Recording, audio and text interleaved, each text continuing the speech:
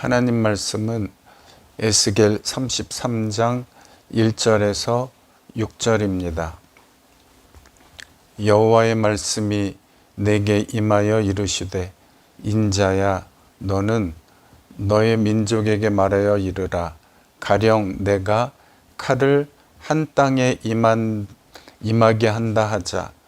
그 땅 백성이 자기들 가운데에 하나를 택하여 파수꾼을 삼은 그 사람이 그 땅에 칼이 임함을 보고 나팔을 불어 백성에게 경고하되 그들이 나팔 소리를 듣고도 정신 차리지 아니하므로 그 임하는 칼에 제거함을 당하면 그 피가 자기의 머리로 돌아갈 것이라.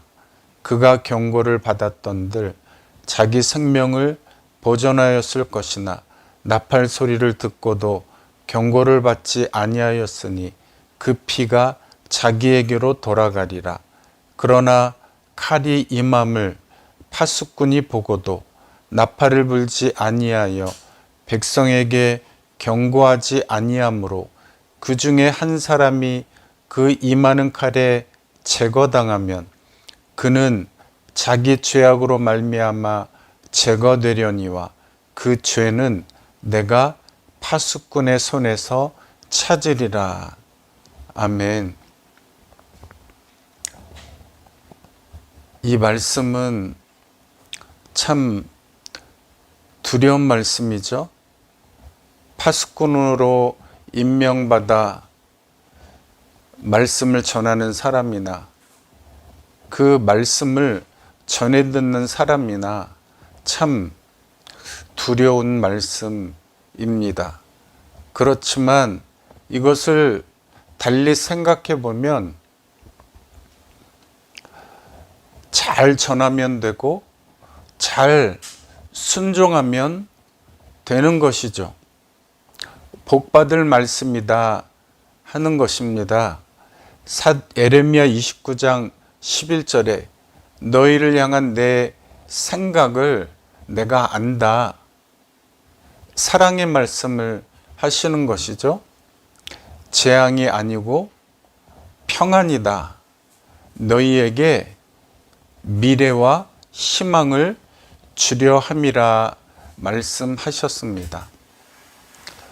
그렇죠. 하나님은 기본적으로 우리를 사랑하십니다. 재앙을 주려고 하시는 것이 아니라 내 백성아 나에게로 돌아와라. 마음 먹으셨으면 말씀 안 하시고 이 땅에서 하나도 없이 제거했으면 그만이지만 하나님은 우리들에게 인내하시고 하루라도 늦추시고 우리에게 하나님께로 돌아오기를 바라신다. 하나님은 그런 분이십니다. 이 파수꾼은 사전을 찾아보니까 두 가지로 되어 있어요. 첫 번째는 일정한 곳에서 경계를 하며 지키는 일을 하는 사람. 우리 군인들이 휴전선에서 아니면 해안가에서 경계를 섭니다. 적들이 혹시 우리 대한민국에 불법으로 허가를 받지 아니하고 들어오는지 아니하는지 잘 지키는 역할을 하죠. 두 번째의 뜻은 개인이나 집단의 건강이나 사상 따위를 지켜주려고 애쓰는 사람. 이 사람이 파수꾼입니다. 그러니까 우리들의 생각에 나쁜 것이 있을 수 있으니 그렇게 하지 말아라. 사상적으로 우리를 무장시켜 주기 위해서 택함을 받은 사람이 파수꾼이다. 이 첫 번째와 두 번째를 말씀에 비추어 보면 하나님의 말씀을 듣고 하나님을 대신하여 백성들에게 말씀을 전하는 사람이 파수꾼이다. 7절에 보면 그런즉 너는 내 입의 말을 듣고 나를 대신하여 그들에게 경고하라 말씀하고 계십니다. 10절에서 20절까지도 보면 의인도 죄를 지으면 죽는다. 그렇지만 공평하게 악인도 회개를 하면 죽지 않고 살게 된다. 복된 소식을 말씀해 주십니다. 그러니 의인들은 범죄하지 않아야겠고요. 악인은, 죄인은 회개하면 하나님이 우리를 받아주신다. 얼마나 희망, 복된 소식입니까? 에스겔은 제사장 부시의 아들입니다. 그런데 그만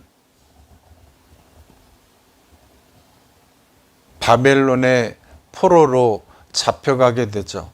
그빌 강가에서 시작하여 하나님의 선지자로 부르심을 받았습니다. 여러 가지 환상들을 보고 하나님이 에스겔에게 말씀하신 것을 순종하여 이스라엘 백성들에게 모질게 고난을 받은 것도 있었겠지만 그럼에도 불구하고 하나님의 말씀을 굳건히 잘 전달했던 사람입니다. 특별히 에스겔 환상을 통해서 하나님이 마른 뼈를 이스라엘의 군대로 만드시는 것처럼 이스라엘도 다시 회복시켜 주실 것이다 라고 희망의 말씀을 전하기도 하십니다. 에스겔 36장에 보면 새 영을 너희 속에 두고 새 마음을 너희에게 줄 것이다. 너희 육신의 굳은 마음을 제하여 버리고 부드러운 마음을 줄 것이다 말씀하고 계시고 37장에 보면 너희를 너희 고국 땅에 두리니 나 여호와가 이 일을 말하고 이룬 줄을 너희가 알리라. 여호와의 말씀이니라 말씀하십니다.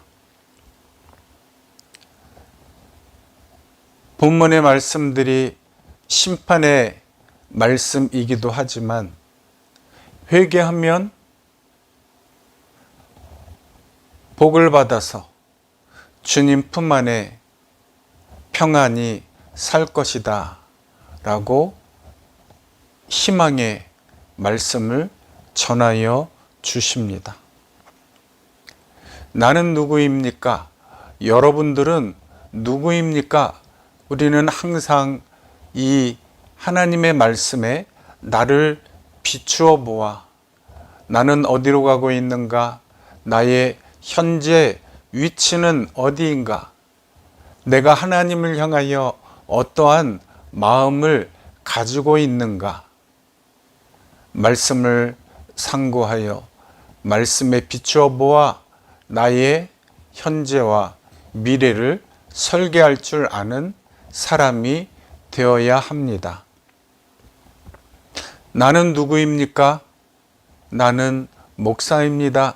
나는 남종과 여종입니다. 사도행전 1장 8절에 있는 것처럼 우리는 예수 그리스도의 증인이다.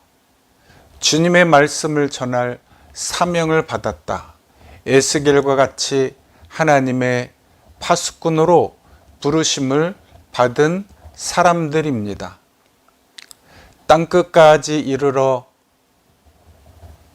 기회가 되는 한 주님의 말씀을 전해야 하는 사명을 가지고 있다. 부지런히 주님의 복음을 전하는 사람, 주님이 누구이신가를 전하여 그리스도의 사랑을 알게 하는 위대한 주님의 파수꾼들이 되시기를 바랍니다. 첫째, 우리는 내 자신을 스스로 하나님의 말씀에 비추어 보아 나에게 하나님의 말씀을 전하는, 비추어 보는 파수꾼이 되어야 합니다. 주님은 나를 향하여 너는 온 천하보다도 귀한 영혼이다 말씀하십니다. 내가 살아야 남도 살릴 수 있습니다. 내가 주님께로 부지런히 달려가야 나의 손을 잡고 내 이웃들도 주님을 향하여 달려갈 수 있게 합니다. 첫째, 우리는 가정의 파수꾼들입니다. 부모의 얼굴을 먹는 습관들을 담기도 하고, 가장 중요한 것, 부모의 언어를 닮아갑니다. 그 부모의 모든 것을 닮아가서 자녀들의 자식들을 또 낳을 때 그 자녀들에게 부모의 언어를 전해주게 되잖아요. 내가 하는 언어가 하나님의 말씀으로 나올 때에 하나님의 말씀을 듣고 자란 자녀들은 그 하나님 말씀의 언어를 자녀들의 자녀들에게 전하는 복의 파수꾼들이 됩니다. 그러니 어떻게 하겠습니까? 최대한 자녀들에게 하나님의 말씀으로, 하나님 사랑의 언어로 자녀들을 잘 양육하여 자녀들이 자녀들의 자녀들을 낳을 때에 하나님의 복된 언어로 가정을 잘 파수꾼의 역할을 할 수 있도록 말씀으로 가르쳐야 합니다. 출애굽기 2장에 보면 모세의 부모님이 바로왕의 눈을 피하여 아들을 낳으면 죽이리라 하였지만 3개월 동안 숨겨서 젖을 먹이고 사랑의 언어를 말해주고 하나님의 말씀으로 3개월 동안 잘 양육했지만 3개월 이후로는 도저히 감추고 살 수가 없어서 갈대 상자에 아기를 넣고 나일강 호숫가에 띄어보냅니다. 그 뒤를 이어서 누나 미리암이 아기가 어디로 가는지 끝까지 지켜보다가 마침 나일 강가에서 목욕을 하고 쉬고 있는 애굽 공주의 눈에 띄게 되어 불쌍히 여기는 마음을 가지게 되죠. 그때에 미리암이 나서서 이 아기를 젖먹일 유모를 구해줄까요? 해서 어머니가 자기 아들에게 젖을 먹이고 월급을 받고, 얼마나 놀라운 일이 생깁니까? 가정은 부모가, 형제가 파수꾼들이 되어서 서로를 도울 때 가정이 살아나게 되고 내가 살아나게 되는 하나님 말씀의 훈련장입니다. 부디 여러분들의 자녀들에게 하나님 말씀의 언어를 잘 전하여 가정의 파수꾼들이 되시기를 바랍니다. 두 번째, 우리는 교회의 파수꾼입니다. 세상이 급격하게 빠르게 변하고 있습니다. 이 기술, 이 과학적인 여러 가지 소식들을 듣고 습득을 했는데 시간이 지나면 이것은 새로운 것이 아니라 옛날 것이 되는 너무나 빠른 속도에 적응하지 못하는 참으로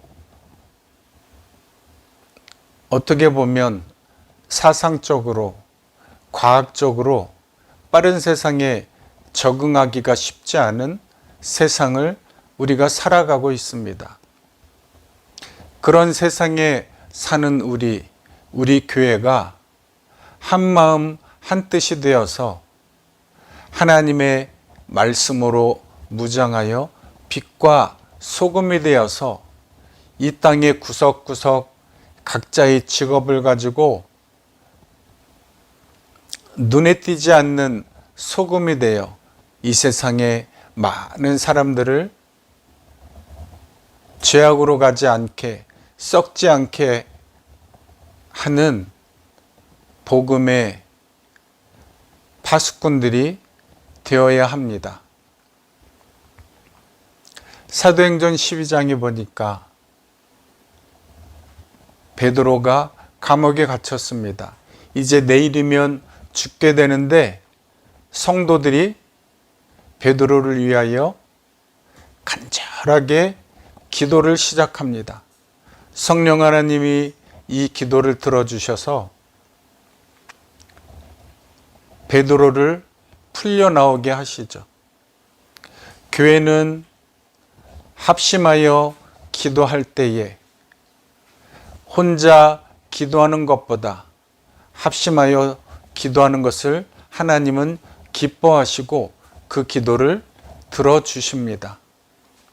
합심하여 기도하고 교회가 바로 설 수 있도록 빛과 소금의 역할을 잘 감당할 수 있도록 주님의 복음을 잘 전할 수 있도록 서로 합력하여 선을 이루는 교회의 파수꾼들이 되시기를 바랍니다. 세 번째, 우리는 나라의 열방의 파수꾼입니다. 내 나라가 있어야 가정이 있고 교회가 있고 내가 존재할 수가 있습니다. 모세는 출애굽기 32장에 이스라엘 백성들이 금송아지를 섬기는 바람에 하나님이 진노하셨습니다. 이 백성들을 지면에서 마치 노아의 홍수 때와 같이 다 제거할 것이다 라고 모세에게 말씀하시죠. 모세가 너무 슬픈 마음이 들어 백성들에게 내가 이제 하나님께로 올라가는데 혹시 죄를 사여 주실까, 용서해 주실까 하여 올라간다. 올라가서 하나님께 기도하죠. 하나님, 슬프도소이다. 이스라엘 백성들이 하나님 앞에 범죄하였나이다. 그러나 하나님, 이스라엘 백성들을 용서하시고 만약에 그렇지 않다면 원하건대 주께서 기록하신 책에서 내 이름을 지워버려 주옵소서. 참으로 내 생명을 내던지고 이스라엘의 지도자된 책임감으로 나의 생명을 대신하고 이스라엘 백성들을 용서하여 주시옵소서. 정말 하나님 앞에 눈물로 호소하여 하나님이 그 기도를 들어주시고 이스라엘을 다시 용서해 주는 놀라운 은혜의 역사가 일어나게 되죠.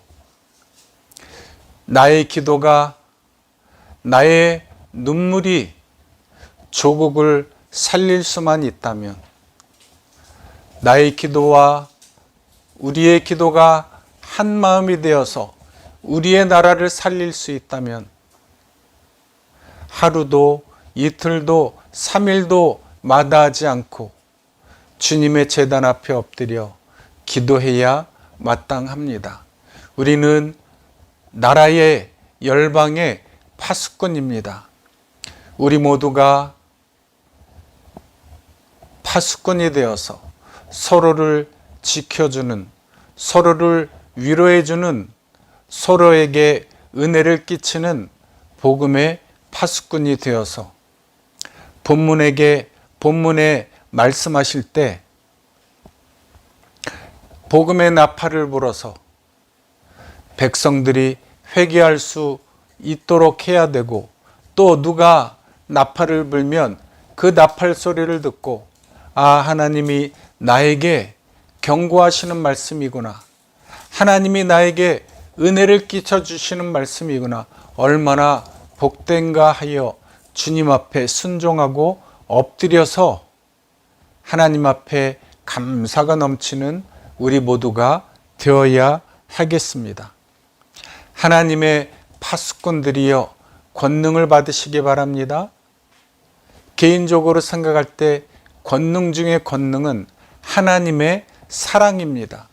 부디 여러분 속에 하나님의 사랑이 넘쳐서 이웃들을 향하여 아무런 조건 없이 사랑의 마음으로 도와주고, 사랑의 마음으로 신방하고, 사랑의 마음으로 기도하여 주어서 내 자신이, 나의 가정이, 나의 교회가, 나의 나라가 하나님을 향한 두 손을 들고 찬송하며 나아가는 복음의 파수꾼들이 되시기를 주님의 이름으로 축원합니다. 아멘.